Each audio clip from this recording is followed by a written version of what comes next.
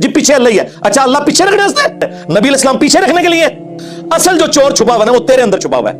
یا علی مدد کا مطلب سادہ نہیں ہے, اس کا مطلب ہے کہ آپ نے مولا علی کو اللہ کے مقابلے پر خدا تصور کر لیا. تو یہ داڑھی والے جو مولوی ممبروں پہ چڑھے ہوئے جھوٹ سکھا رہے ہیں آپ کو, ان کو کبھی آپ نے کہا نہیں. آپ فرق دیکھ لیں, جہاں آپ کی دنیا کا نقصان ہوتا ہے نہ آپ کو مفتی کی داڑھی نظر آتی ہے, ہو سکتا ہے آپ جا کے آگ لگا دیں اس کی داڑھی کوئی, لیکن جہاں آپ کا دین کا نقصان ہو رہا ہے آپ کہتے ہیں مفتی صاحب نے فرما دیا. وہاں ہم لاکھ چیختے رہے کہ یار یہ مفتی صاحب آپ کو اپنے بابوں کا دین بتا رہے ہیں, کتابوں میں دین کچھ اور لکھا ہوا ہے.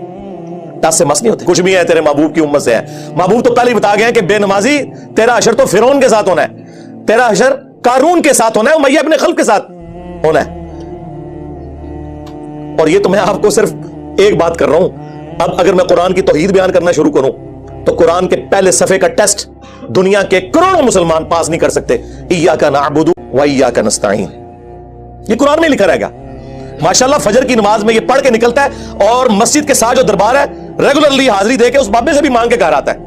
تو کیا نماز تو پڑھی, تو مسلمان ہے, تیری ہر نماز کی ہر رکعت میں تو یہ نہ پڑھے تیری نماز ہی نہیں ہوتی. ایاک نعبد و ایاک نستعین, اللہ عبادت بھی تیری کریں گے, دعا بھی تجھی سے مانگیں گے, مدد بھی تجھی سے مانگیں گے. یہاں مدد مانا دعا کے ہے, لیکن یہاں مولویوں نے پھر پٹی پڑھا دی, ان کا نہیں جی امی سے روٹی نہ مانگے. اندازہ کریں قرآن کا مذاق اڑا رہے ہیں, حالانکہ انہیں پتا ہے کہ قرآن میں یہ آیت موجود ہے وَتَعَاوَنُوا عَلَى الْبِرِّ وَالتَّقْوَى وَلَا تَعَاوَنُوا عَلَى الْإِثْمِ وَالْعُدْوَانِ, نیکی اور پرہیزگاری کے کاموں میں ایک دوسرے کی مدد کرو اور برائی میں الگ رہو. قرآن نے بتایا ہے کہ اللہ نے دنیا کو اسباب کے ساتھ جوڑا ہوا ہے. یہاں ایاک نستعین میں دعا کے اعتبار سے بتایا جا رہا تھا کہ غیر اللہ سے نہیں کرنی, ظاہری اسباب کا تو قرآن میں حکم ہے.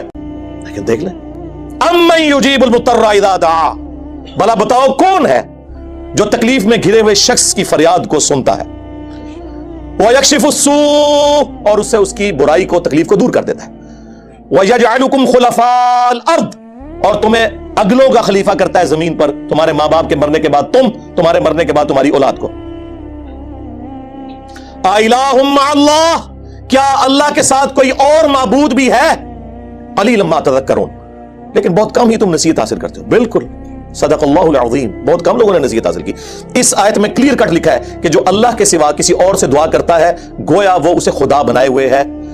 یا علی مدد کا مطلب سادہ نہیں ہے, اس کا مطلب ہے کہ آپ نے مولا علی کو اللہ کے مقابلے پر خدا تصور کر لیا. نہیں جی ہم تو انہیں اللہ کا بندہ مانتے ہیں. نہیں جناب, قرآن تو یہ کہتا ہے کہ اللہ کا بندہ مان کے یا بغیر بندہ مان کے. جب تمہارا یہ عقیدہ ہے کہ اللہ کے سوا کوئی تمہاری تکلیف دور کر سکتا ہے, جی پیچھے اللہ ہی ہے. اچھا اللہ پیچھے رکھنے سے